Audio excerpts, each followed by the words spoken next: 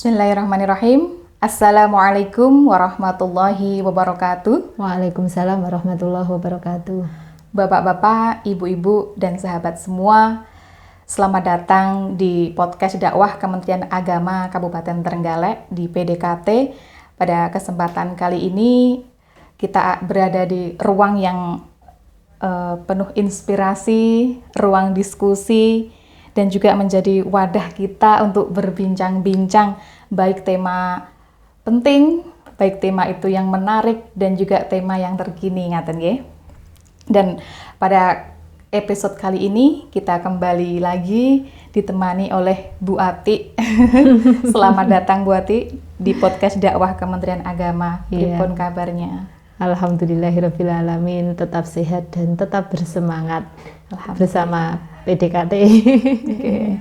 Ya, perkenalkan saya Hani Husnawati dari penyuluh KUA Kecamatan Karangan. Beliau Ibu Ati Lum'atul Hauro, penyuluh agama Islam fungsional dari KUA Kecamatan Gandusari. Jangan bosan-bosan dengan kita yang kali ini juga akan meneruskan tema kita yang sudah kita bahas pada pembahasan yang lalu tentang mubtada'ah mumayyizah. Karena kemarin masih secuil saja kita bahas tentang apa sih syarat-syarat atau bisa dikategorikan menjadi istilah mubtada'ah mumayyizah, dan kali ini kita akan kupas tuntas gitu ya istilahnya. Kita akan mendalami kembali apa itu mubtada'ah mumayyizah agar pemirsa yang ada di rumah bisa juga mengambil ilmu dari percakapan kita hari ini. Monggo. Amin. Sebelumnya saya tertarik dengan jenengan, semoga tidak bosan dengan kita karena kayaknya dalam beberapa episode yang akan datang masih ketemu lagi sama kita ya. Betul. Jadi soalnya tim PDKT itu kayaknya sedang ngontrak. Sepertinya sedang mengontrak kita untuk membahas tentang permasalahan haid, nifas, istihadah. Ya pokoknya tentang permasalahan seputar perempuan, seputar wanita. Karena bagaimanapun ternyata memang itu merupakan sesuatu yang memang tidak bisa kita anggap remeh. Betul. Tidak bisa kita anggap enteng gitu. Termasuk salah satunya ini nanti yang mau kita bahas tentang mubtada'ah mumayyizah. Mubtada'ah mumayyizah. Mbak Hani, saya ulangi lagi yang kemarin, mungkin sedikit mengingatkan pemirsa apa itu mubtada'ah mumayyizah. Mubtada'ah mumayyizah itu adalah wanita yang baru pertama kali mengalami haid, kemudian dia langsung mengalami istihadah, tapi darah yang keluar itu bisa dibedakan antara darah yang qawi sama darah yang dhaif, darah yang kuat sama yang lemah dengan beberapa syarat. Darah kuat tidak kurang dari 24 jam. Kemudian darah kuat juga tidak lebih dari 15 hari, sementara darah dhaifnya, darah lemahnya tidak kurang dari 15 hari. Darah lemah yang keluar harus bersambung, tidak boleh terpisah oleh darah kuat ataupun oleh masa naqo. Masa naqo itu masa keluarnya darah. Nah, di sini mungkin ada beberapa pertanyaan atau kriteria-kriteria selanjutnya bagaimana lagi pengandaian ya. Ada beberapa pengandaian yang muncul di situ Mbak Hani, yang itu membuat kembali bertanya-tanya, wong haid saja ya ada banyak sekali pengandaian. Apalagi kalau sudah masuk di ranah istihadah. Bukan banyak lagi tapi sangat banyak lagi. Lebih kompleks lagi. Ini masih satu pembahasan sejak minggu kemarin ya Mbak Hani. Betul, makanya saya ada tagline-nya, jangan bosan-bosan dengan kita ya. Karena kita membawa tema ini, pembahasannya sebenarnya ya ganti-ganti gitu nggih. Tapi judulnya Risalatul Mahid. Tidak cukup satu SKS. Nah, tentang kembali ke permasalahan mubtada'ah mubtada'ah mumayyizah, masih mubtada'ah mumayyizah, jangan keliru, saya agak keliru. Nah, itu apabila yang keluar terlebih dahulu itu darah lemah. Nah, gimana? Yang keluar lebih dulu darah lemah, setelah itu baru disusul darah kuat. Kemudian kalau dihitung masa keluarnya darah kedua atau darah kuat itu melebihi darah kedua ya, darah kedua itu ada 2 darah, darah kuat sama darah lemah. Nah, kalau dihitung darah yang kedua itu ternyata melebihi aksarul haid, melebihi 15 hari. Maka hukum darah itu tergolong darah istihadah yang mana, kemudian darah yang merupakan darah yang haid, darah yang mana. Kan seperti itu. Jadi darah lemahnya keluar lebih dulu. Setelah itu keluar darah kuat itu panjang, lama, melebihi dari 15 hari atau gimana lah. Itu bagaimana cara menghukuminya? Nah, cara menghukumnya satu contoh, misalkan kita buat analisa contoh yang paling enak itu. Analisa contoh, misalkan keluar darah lemah itu selama 7 hari. Keluar darah lemahnya ya, 7 hari darah lemah. Dia belum tahu loh kalau ini istihadah ternyata maunya. Yang penting keluar darah lemah 7 hari. Ternyata keluar darah kuat itu selama 8 hari. Kemudian dia keluar lagi darah lemah lagi selama 7 hari. 8 tambah 7 berapa? Tambah 7 yang kedua. 15, itu kan berarti 7 lagi. Iya, tambah 7 lagi. Kan 8 tambah 7 itu 15. Tambah 7 lagi. Berarti kan keluarnya darah sekitar 22 hari. Nah, ini darah yang disebut sebagai darah istihadah yang mana? Kemudian gitu ya? darah yang haid yang mana? Nah, kalau seperti ini berarti darah lemah yang pertama yang 7 hari itu adalah istihadah. Kemudian darah kuat yang 8 hari.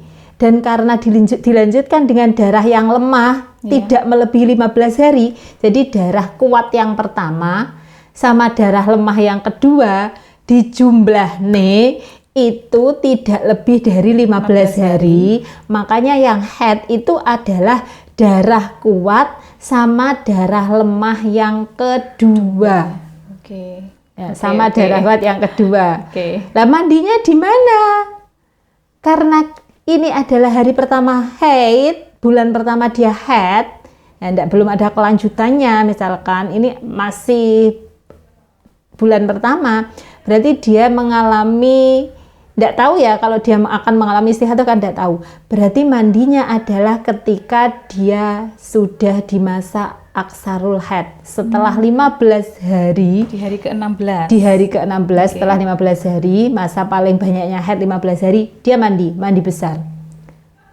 Jadi ada 7 hari sholat yang dia tinggalkan. Otomatis hutangnya sholat itu yang pertama sudah berhutang 7 hari. Ya, makanya ini sangat pencatatan itu harus dilakukan kayaknya per warna darah. Kalau detailnya itu harus berwarna darah, ini saya tanggal ini sampai tanggal ini mengeluarkan darah warnanya merah, mengeluarkan darah warnanya hitam, warnanya coklat. Itu harus dicatat secara detail seperti itu karena ternyata dengan kasus ya, satu contoh kasus seperti ini, haidnya itu berada di depan, istihadahnya itu berada di depan 7 hari yang pertama, haidnya itu berada di belakang. Ya. Termasuk darah lemah itu juga disebut sebagai darah haid karena darah kuatnya sama darah lemah yang keluar kedua kalinya dijadikan satu, jumlahnya tidak melebihi aksarul haid. Banyak sekali ya. Tapi saya punya trik ya, sebenarnya di smartphone kita masing-masing itu ada kalender ya, bawaan itu. Itu juga ada warnanya juga loh teman-teman. Jadi kita memudahkan, mungkin kalau kertas itu bisa hilang atau nanti deleh gitu ya biasanya. Kalau perempuan identik dari lalinan, lupanan, kadang deleh kunci mawon lali. Dan itu juga menjadi solusi kita bersama bahwa setiap catatan atau agenda baik itu mungkin keseharian juga, dan khususnya ini catatan tentang haid itu udah ada warnanya. Oh ini sing rodok ireng abang ada yang agak jambon, yaitu tadi untuk menentukan kuat dan lemahnya darah Ya, jadi langsung ya di kalender itu angkanya langsung, misalkan saat itu kita mengeluarkan darah warnanya merah, kalendernya di merah.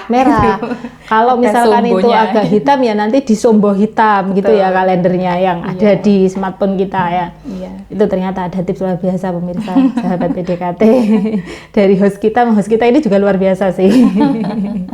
Mungkin menjadi solusi bersama ketika kita ternyata siklus kita aman, siklus kita kurang aman, itu bisa langsung bisa nyekrol gitu.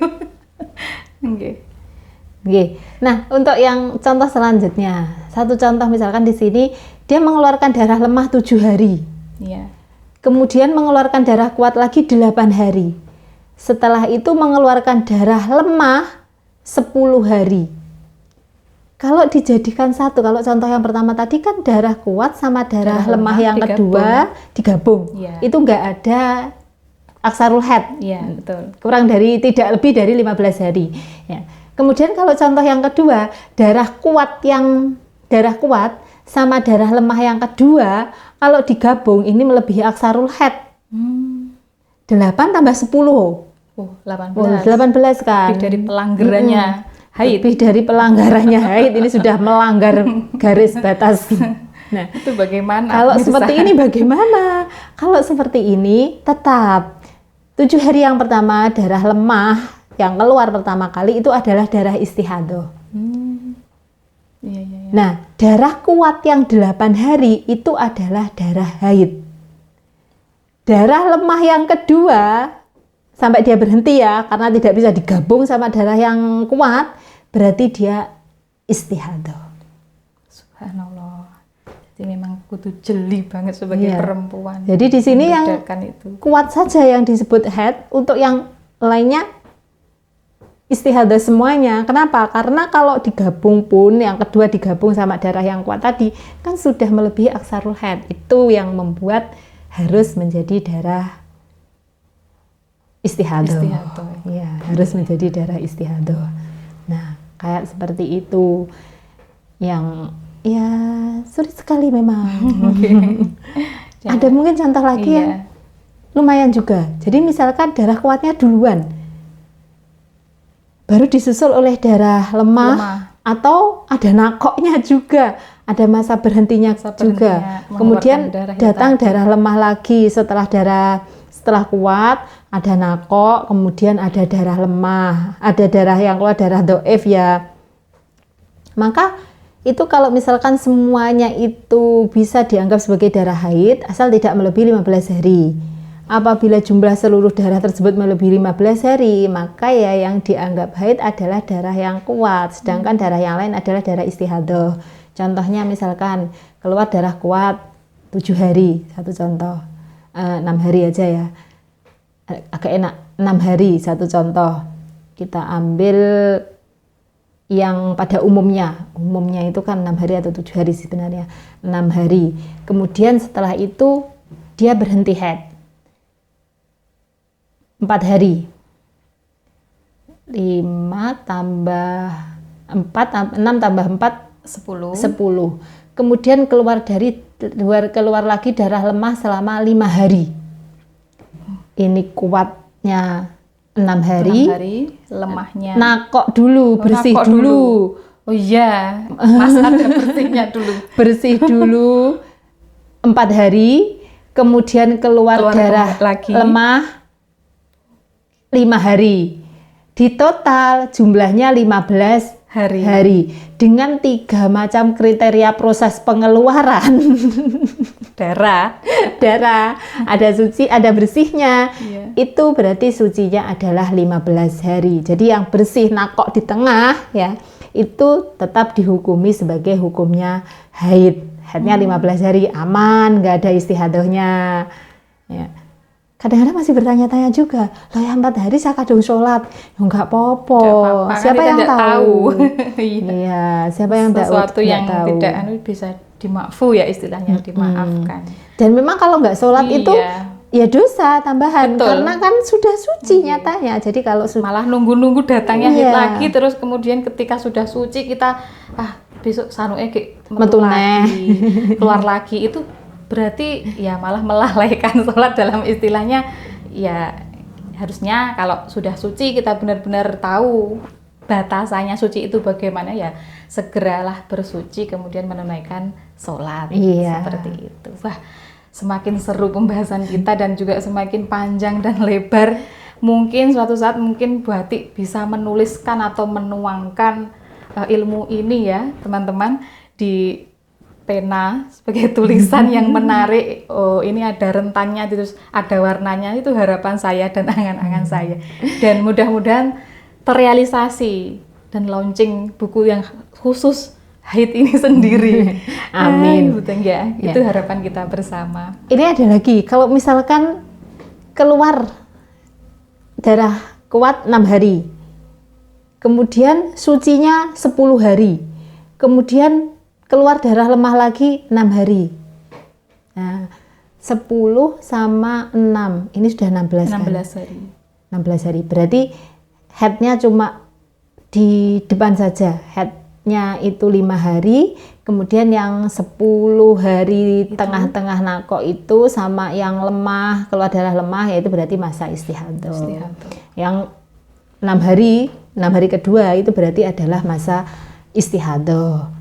Masih aman sih sebenarnya. Biasanya kan kita ngitungnya, ini kayak hitung-hitungan yang aman sih. Hitungnya itu kan kita biasanya, oh kemarin saya sudah haid 6 hari loh, pas suci 10 dino wis haid lagi. Gabung sama depan nggak bisa. Karena sudah lebih dari 15 hari. Gabung sama belakang nggak tahu juga.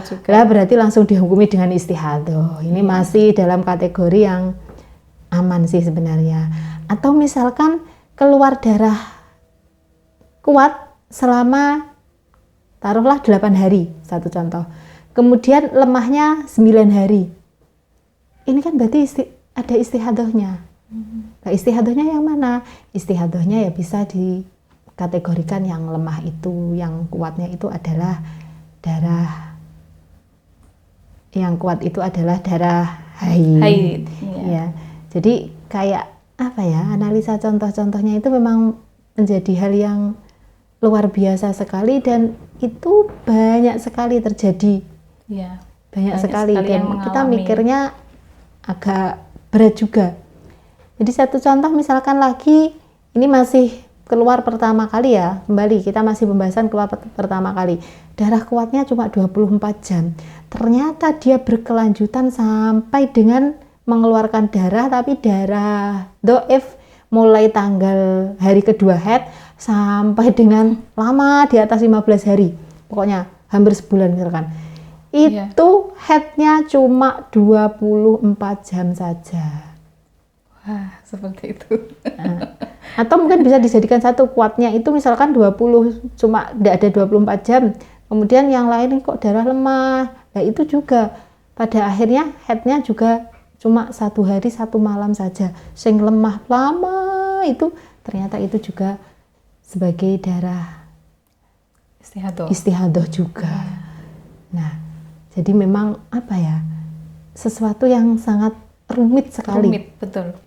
Paling rumit menurut saya dari babakan haid atau bab haid ini memang istihadah. Iya, memang istihadah. Tapi kalau misalkan kita memang sudah ada kebiasaan, itu kan berbeda lagi. Kembali kepada kebiasaan juga. Atau mungkin kan ya seperti beberapa contoh tadi, itu kan kayak sebenarnya di sini ada ya tadi keluar darah, kemudian sucinya ternyata masih 13 hari. Berarti yang 13 hari itu digabung dengan keluarnya darah tadi. Iya, dan darah yang selanjutnya. Itu kalau berhenti kadang-kadang kan karena pengaruh hormon tadi, yang hormon kayak kontrasepsi gitu ya, yang agak sulit juga keluarnya darah itu benar-benar tidak bisa nggak bisa diidentifikasikan, nggak bisa diprediksi. Kalau yang normal itu kan masih bisa diprediksi. Bahkan kadang-kadang kita kalau mau puasa kita aja sudah memprediksi keluar darah ini saya nanti nggak akan dapat hari raya Idul Fitri, nggak bisa sholat saya. Loh kenapa kok sudah tahu nggak bisa sholat? Sudah memprediksi. Karena memang sudah sesuai dengan kebiasaannya. Siap persiapan nih, wes ndak iso sholat kan biasanya kita gitu ya. Biasa ndak oleh pucuk, oleh bonggol kan istilahnya. Ndak dapat kepala, ndak dapat buntut ini. Istilahnya ketika mau puasa maupun lebaran seperti itu. Iya, ndak oleh bonggol, ndak oleh buntut. Dan tentunya pembahasan tentang istihadah ini masih sangat luar biasa sekali Mbak Hani. Kayaknya kita masih ada 10 episode ya. Ini khusus untuk istihadah saja. Untuk istihadah saja. Belum ini tentang, nanti mungkin masih bisa kita ulangi di pertemuan yang akan datang. Ini belum lagi tentang mubtada'ah ghairu mumayyizah. Ya, tentang mubtada'ah ghairu mumayyizah ini wanita yang baru pertama kali mengeluarkan darah, sedangkan darah yang dikeluarkan itu sudah melebihi 15 hari.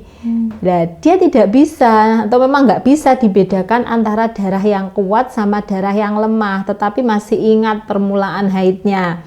Beda kalau mutahayyirah itu nggak ingat haidnya itu kapan, kayak orang yang bingung gitu ya. Kapan di apa itu kok lupa dan tidak ketemu. Ya, dan tidak ketemu. Makanya kalau misalkan kita menggunakan menggunakan kalender di mungkin di smartphone kita itu harus ada tulisannya, saya mengeluarkan darah jam ini. Iya, betul. Terus ada kemudian nanti ada sholat mungkin yang satu belum dikerjakan, sholat apa gitu, atau mungkin kalau sudah dikerjakan ya ditulis sih, biar kita nggak bertanya-tanya, saya dulu asar sudah sholat atau belum ya?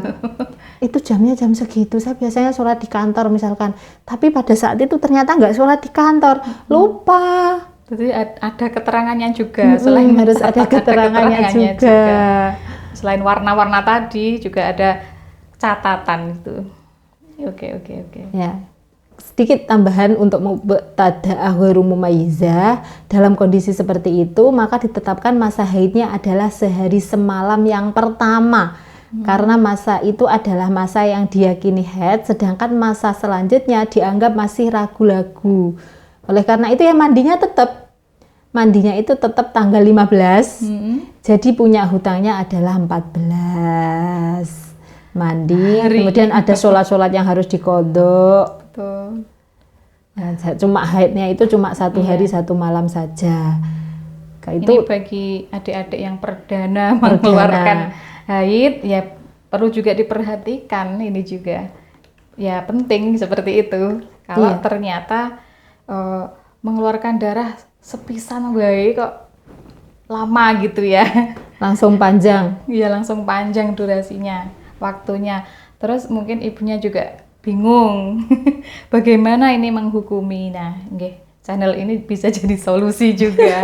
Ada ini ilmu tentang haid atau tentang istihadah seperti itu berarti. Channel ini bisa jadi solusi, amin, dan semoga bermanfaat ya Mbak Hani ya. Amin. Dan juga itu tadi, semoga nggak bosan juga untuk melihat wajah kita. Khususnya untuk pembahasan yang semakin hari semakin menarik, semakin hari juga membuat penasaran, oh macamnya ini apa saja. Karena kalau sekilas ya udah haid saja gitu saja. Ya, atau dibagi dua langsung ya. Kalau istihadah itu ya aksarul haid 15 hari, berarti lebih dari 15 hari istihadah dibagi dua gitu aja, kayak bagi apel gitu ya. Berak gitu saja. Kemudian belum lagi ke perempuan yang wiladah, melahirkan, nifas itu masih nanti kita simpan info-info itu atau pembahasan itu biar lebih penasaran lagi teman-teman yang di rumah. Karena ternyata memang kan ada darah wiladah juga. Selain darah nifas itu kan juga ada darah wiladah. Tapi nanti saja. Iya, biar penasaran ya. Makin rumit kalau nanti kita itu nyampur aduk, makin nggak menyasar. Iya. Makanya ilmunya juga rancu juga kalau kita campur seperti ini dan seperti itu. Mungkin nonton mawon biar semakin kangen dengan kita. Dengan pembahasan kita maksudnya. Iya, kangen dengan kita tidak apa-apa juga. Ya. Mungkin cukup sekian dan mudah-mudahan dapat menginspirasi dan bermanfaat bagi kita khususnya dan bagi pemirsa umumnya. Saya akhiri, wallahul muwaffiq ila aqwamit thoriq. Wassalamualaikum warahmatullahi wabarakatuh. Waalaikumsalam warahmatullahi wabarakatuh.